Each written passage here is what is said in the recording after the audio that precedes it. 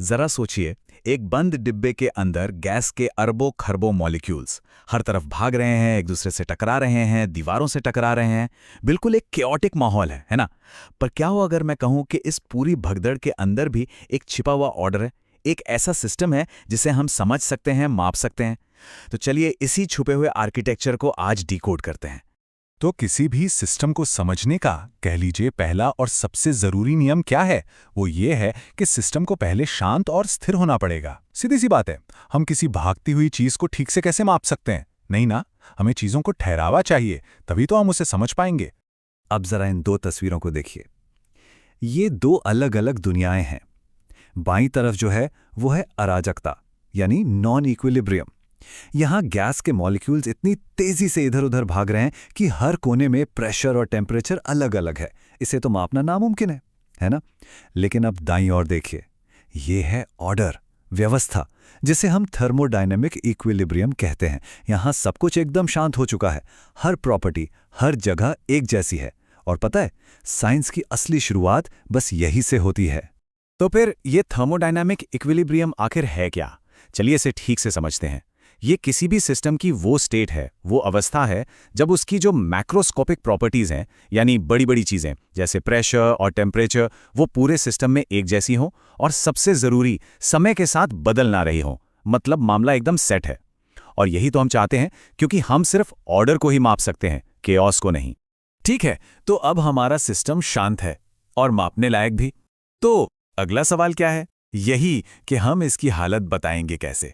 इसके लिए हमें सिस्टम के डैशबोर्ड पर नजर डालनी होगी, और इस डैशबोर्ड को हम कहते हैं स्टेट वेरिएबल्स। तो ये रहा हमारे सिस्टम का डैशबोर्ड, और इस पर 4 मेन मीटर लगे हुए हैं। पहला है प्रेशर, यानी पी। ये क्या है? ये है मॉलिक्यूल्स का दीवारों पर पड़ने वाला जोर। जैसे गाड़ी के टायर में हवा का दबाव होता है ना, बिल्कुल वैसा ही। दूसरा है वॉल्यूम, यानी वी, मतलब गैस ने कितनी जगह घेर रखी है। तीसरा है टेम्परेचर, टी।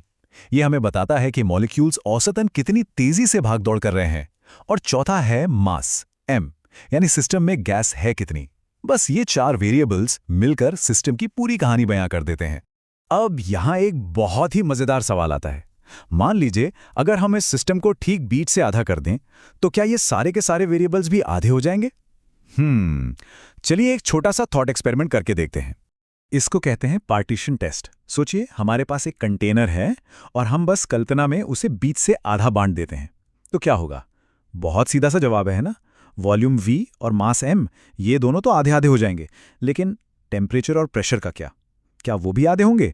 नहीं, वो तो दोनों हिस्सों में बिल्कुल एक जैसे ही रहेंगे। और बस इसी से हमें 2 तरह के वेरिएबल्स मिल जाते हैं। एक तरफ है एक्सटेंसिव वेरिएबल्स। ये वो हैं जो सिस्टम के साइज के साथ बढ़ जाते हैं, जैसे कि वॉल्यूम और मास। और दूसरी तरफ हैं इंटेंसिव वेरिएबल्स। ये वो हैं जिन्हें सिस्टम के साइज से कोई फर्क नहीं पड़ता, जैसे कि प्रेशर, टेम्परेचर और हाँ, डेंसिटी भी। लेकिन कहानी यहीं खत्म नहीं होती। सबसे मजेदार बात तो यह है कि ये सारे वेरिएबल्स, ये सब के सब आज़ाद नहीं हैं। ये एक दूसरे से एक नियम से बंधे हुए हैं, बिल्कुल एक मशीन के गियर्स की तरह। ये जो गियर्स की एनालॉजी है ना, ये इक्वेशन ऑफ स्टेट के कॉन्सेप्ट को बहुत ही शानदार तरीके से दिखाती है। सोचिए, प्रेशर, वॉल्यूम और टेम्परेचर, ये तीनों एक दूसरे से जुड़े हुए गियर हैं। अगर एक गियर को जरा सा भी घुमाया तो बाकी दोनों को भी घूमना ही पड़ेगा।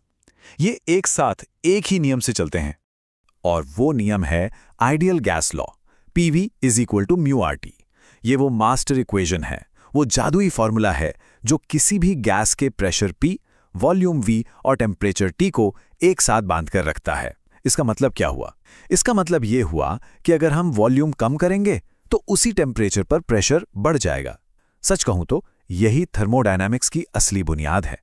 अच्छा, अभी तक तो हम सिर्फ रुकी हुई यानी इक्विलिब्रियम स्टेट्स की बात कर रहे थे, पर अब सवाल यह है कि एक सिस्टम एक स्टेट से दूसरी स्टेट में जाता कैसे है? इसके क्या नियम हैं? लेकिन यहां एक पेच है। अगर हम सिस्टम को बहुत तेजी से बदलने की कोशिश करें, जैसे इस पिस्टन को एक झटके में ऊपर खींच लें, तो क्या होगा? हम वापस केओस में पहुंच जाएंगे।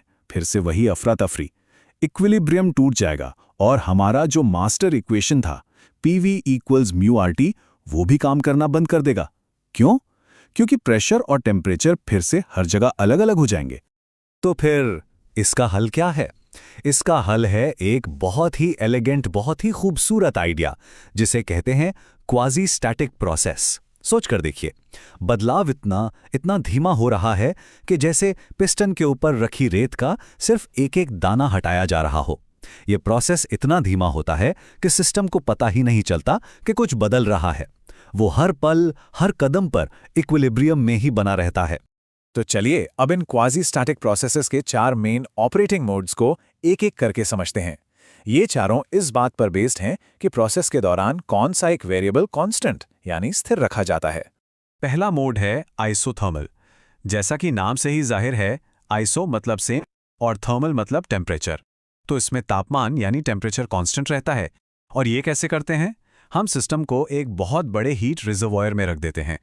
इससे क्या होता है कि जब गैस फैलती या सिकुड़ती है तो टेम्परेचर को एक जैसा बनाए रखने के लिए जितनी भी हीट चाहिए होती है वो अंदर या बाहर आ जा सकती है।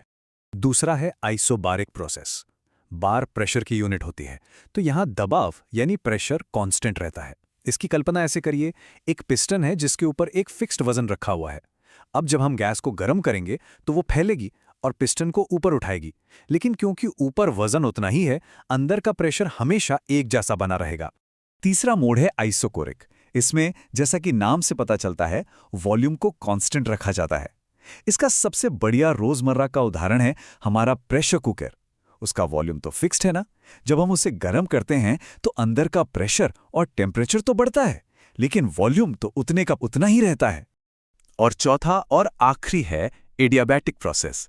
यहाँ सिस्टम पूरी तरह से इंसुलेटेड होता है, बिल्कुल एक थर्मोस फ्लास्क की तरह। मतलब कोई भी हीट, कोई भी गर्मी ना तो अंदर आ सकती है और ना ही बाहर जा सकती है। डेल्टा क्यू 0 होता है। यहाँ गैस का टेम्परेचर सिर्फ और सिर्फ उसे दबाने या फैलने देने से बदलता है। तो चलिए, अब तक हमने जो कुछ भी सीखा है उसे फटाफट एक साथ समेटते हैं और जो मुख्य बातें हैं उन्हें एक बार फिर से दोहरा लेते हैं। ये टेबल इन चारों प्रोसेसेस का एक बहुत ही साफ सारांश है।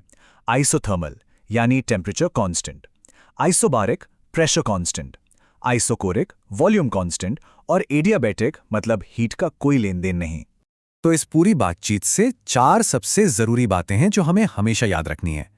पहली, किसी भी सिस्टम को सिर्फ इक्विलिब्रियम में ही मापा जा सकता है। दूसरी, सिस्टम की हालत को P, V, T और M जैसे स्टेट वेरिएबल से बताया जाता है। तीसरी, ये वेरिएबल्स आपस में PV = μRT जैसे इक्वेशन ऑफ स्टेट से जुड़े होते हैं। और चौथी बात, सिस्टम में होने वाले बदलाव को समझने के लिए हम क्वाजी स्टैटिक प्रोसेस जैसे आइडियलाइज्ड मॉडल्स का इस्तेमाल करते हैं। तो अब शायद मन में ये सवाल आए कि ये सब आइडियल बातें पढ़ने की जरूरत क्या है। जरूरत इसलिए है क्योंकि असल दुनिया की जो प्रक्रियाएं होती हैं वो बहुत तेज और बहुत कॉम्प्लेक्स होती हैं। लेकिन ये जो हमारे आइडियल मॉडल हैं, ये हमें एक बेसलाइन देते हैं, एक आधार देते हैं। कार के इंजन से लेकर बड़े बड़े पावर प्लांट्स तक हर चीज को डिजाइन करने के लिए हम पहले इस आइडियल को समझते हैं ताकि हम असल दुनिया को बेहतर तरीके से मैनेज कर सकें। और अंत में एक सवाल के साथ इस चर्चा को यहीं समाप्त करना चाहूंगा। अगर थर्मोडायनामिक्स की यही नियम इंजनों और पावर प्लांट्स को चलाते हैं, तो सोचिए हमारे आसपास की दुनिया में संतुलन और बदलाव के ये बुनियादी नियम और कहां-कहां लागू हो रहे होंगे। मौसम के बदलने से लेकर दूर आसमान में सितारों की जिंदगी तक, इनके जवाब हमें हर जगह मिल सकते हैं।